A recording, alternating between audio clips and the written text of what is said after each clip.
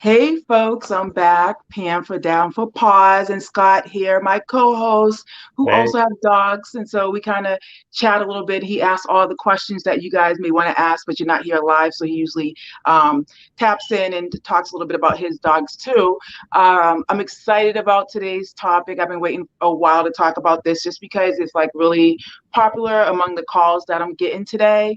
And that is separation anxiety. Dogs that are afraid to either be home alone. Um, the exact definition of it, just because it can be sometimes misinterpreted, um, is it describes a condition which a dog exhibit distress behavior problems when separated from their handler, such as you, the owner. And then it usually starts within like 45 minutes to you leaving the home, where they kind of start to freak out or exhibit some of those behaviors. With that being said, the reason why I'm getting a lot of those calls is due to the pandemic. Everyone was home for almost 2 years. The dogs wasn't going out and about, and so they build an even tighter bond with us because we're there all the time.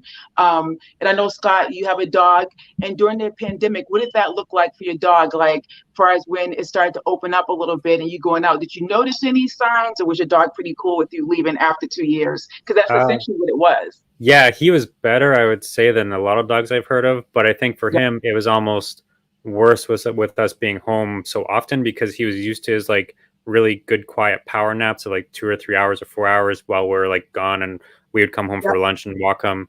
But I think he missed that, so it was almost like he had to adjust to not getting his proper sleep. And then when we left, it was like okay, but it really depended. We can't leave him anywhere other than our place. So if we take him to my parents and then we try to Yep. leave him there in a room, he'll freak out. Like he just can't handle it. So he Yep. starts howling and everything like that, and he just Yep. freaks out. I think it is a lot of he just feels really he's around us all the time, right? And we even started Yep. taking him out on car rides more often. So now he feels like if we're going out, he should be going out and stuff. So there's always Exactly. yeah, Exactly. And a lot of that too is because he's been with you the whole time. So of course he wants to go everywhere you go.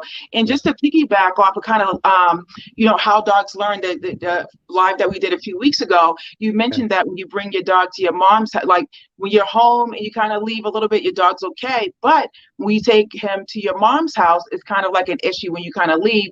And yeah, that piggybacks off saying last week when I was talking about do dogs not performing a behavior everywhere because they yeah, don't practice everywhere. Same thing. Your dog hasn't been to mom's house with you leaving. So that's kind of like a new kind of thing after all this time. So that's where that comes from, just to throw that in there. that But makes sense. yeah, so that's essentially what folks have been going through.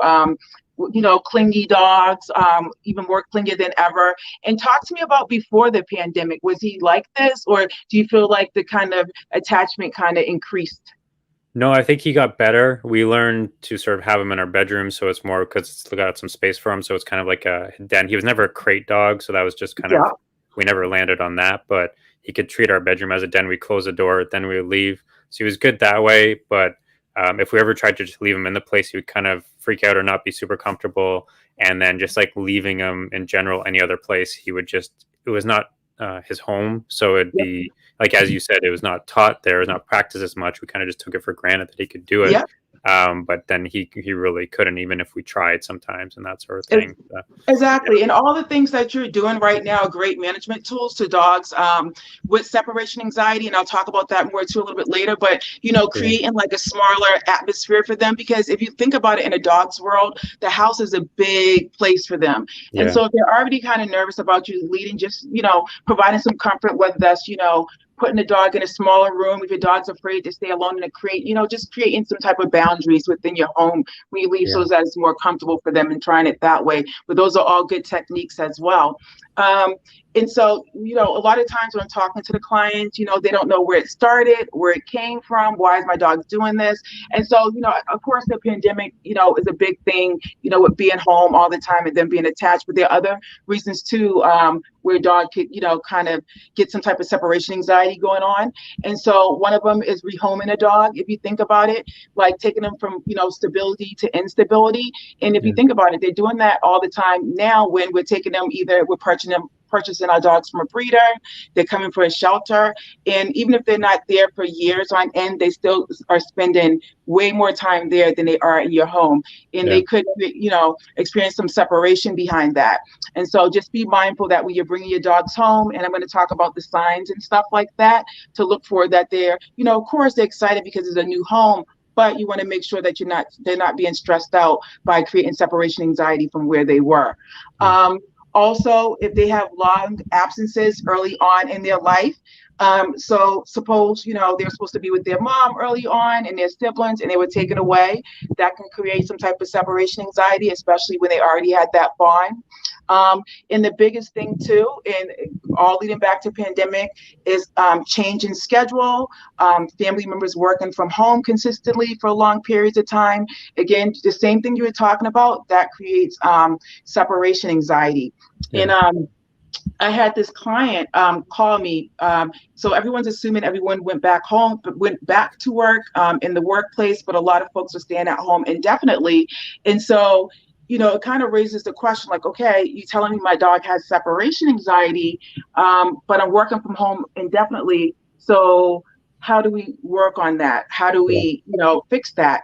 And so before we even get into that, one of the things I like to talk about is like the diagnosis of separation anxiety, because sometimes it could be misreported as other things. And so when I was talking to her, what I was kind of explaining, you want to rule out some things when it comes to separation anxiety.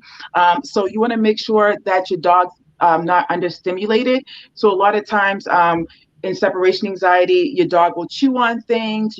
Sometimes they even get severe enough where they gnaw through a crate. So you want to make sure, exactly, and look at the exercise schedule and make sure that, they are getting plenty of stimulation to keep them kind of occupied. And I know I talked about puzzle toys earlier on, and that's one of the ways as well. In addition, they may urinate in the house when you're gone, all part of separation anxiety and stress and stuff like that. So you want to think to yourself, is my, dog potty trained? And if they're not, you want to take that into consideration before you call it separation anxiety. And the number one thing too, and that's with any type of behavior problems, even beyond separation anxiety, you want to rule out any medical conditions first and foremost. You just want to make sure they're not going through anything that's causing whatever behavior they're causing. And then we can get into how to fix it.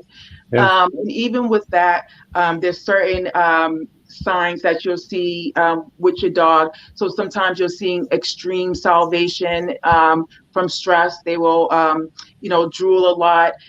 When you come home, some dogs, like I said, with severe separation anxiety, they'll even try to gnaw through the wooding, gnaw through the metal crate, and that can be dangerous, as you can imagine.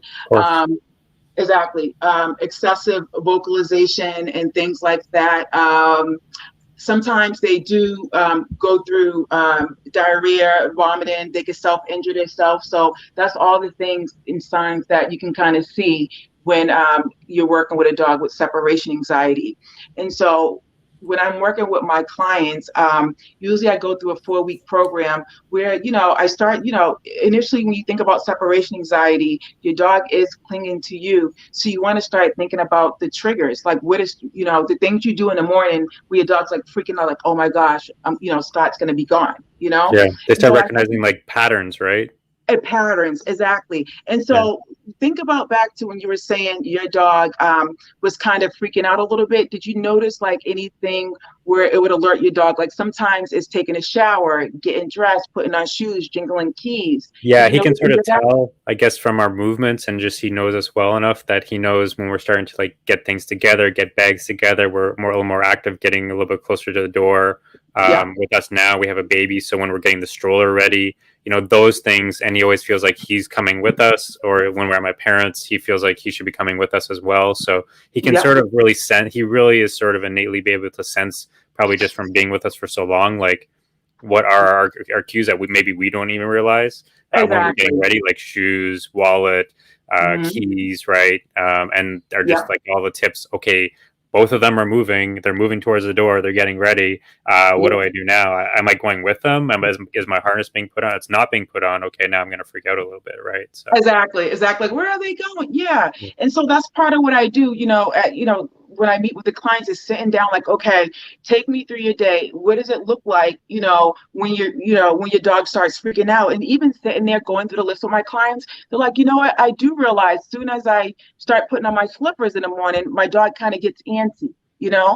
Or, and then the next thing I do, I notice when I go to a shower. So we'll write down that list in chronological order, from the one that's from day, first thing in the morning to the Yeah. last thing going out the door. And we work on kind of desensitizing the dog to that, which I talked about in earlier, which is essentially changing their emotional response to like a happy one. And so what I usually have the, clients do, so say it's the keys, just throughout the day, picking up the keys, jingle them, putting them back down, giving them a treat, just doing that randomly throughout the day. So the dog learns like, wait, Scott picked up the keys, but he didn't go anywhere. Whew, Nothing happened. everything's good. Everything's good. So it just starts off by that, doing that as far as training. And so the biggest question is how to fix it. So with separation anxiety, there are some things you can do alone, but it would be best to work either closely with a trainer in addition to doing the things yourself, or starting off with some few tips I can give you guys now. So one of the things you want to do if your dog is experiencing severe separation anxiety, sometimes severe meaning that, the excessive drooling, they're self-injuring themselves, they're biting through the crater, things like that. You may want to check with a behaviorist, someone who could look at it more detailed, and check your dog out with a vet just to make sure there's no underlying medical conditions. In addition to, sometimes the vet can put your dog on medication that will help them kind of regulate their emotions and settle them down a little bit while you work on separation anxiety. So first things first, you want to clear out any medical things. While you're working on your dog in separation anxiety, you want to be sure not to leave them home alone if they are not, if they're freaking out within 45 minutes. So whether that's enlisting like neighbors to take care of your dog, a dog walker, or someone where your dog can stay until you kind of get this under control or get some training underway. In addition to that, again, like I said, you can start today, creating small moments of separation. So when you go to the bathroom, let your dog sit outside the door. When you come back out, you can give them a treat. Good job. You waited 5 seconds. You created moments of separation. Okay. You're going to go get your kids or, down the neighbors, or you're going to go do yard work. Leave your dog in the house, come back, make a big deal out of it, give them a treat. So that those are small moments right there where it's not long enough to kind of get them riled up, but it's still starting the process of creating separation so that in the long run, you can create duration behind that, doing it longer and longer. That makes sense. Sort of like really easy wins, right? Like easy things that you can nail, exactly. really Easy small wins. things, sort of like progressively build forward, right? That makes sense. Yep. Exactly. And also creating a consistent routine helps dogs with separation anxiety because they kind of predict and know what's coming, and that makes it a lot easier for them. Yeah. And so those are just some of the small tips, in working with a trainer, what they do is create even further moments of separation. And that's by working on sit stays with distance, where you work on sits and going further away at a distance and doing some peekaboos behind walls and stuff. So training, usually it takes around 6 to 12 weeks. But again, between the process, we're working together as a family. It's like I'm your family. And, you're going to do some homework. I'm going to piggyback off that. And then together we work together to create, a separation anxiety free dog that can sit at home for hours on end. And also another thing that you guys can start doing is, remember I was talking about the triggers and things like that. Sit down with your family, make a list of things that you notice where your dog gets kind of anxious, and start working through those triggers.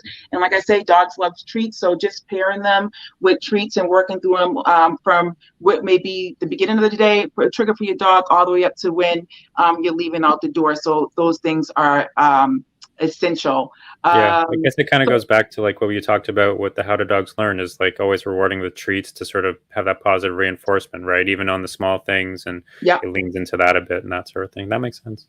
Yeah, exactly. And so just working on those things, and and getting your dog familiar with you leaving. And also a big thing, like I talked about in the beginning, is getting the whole family on board, making sure everyone's doing the same thing, because your dog may have a different trigger towards, your wife leaving, then you leaving. So you want to make sure that you're getting everyone on the same page and everyone on board. And that's a lot of the things I do with the families I train with, is getting everyone on the same page, because everyone has different opinions, ideas, and Yeah. letting everyone know and letting the family know, it can't work for everyone. There's a plan for everyone, including the dog. So, Yeah.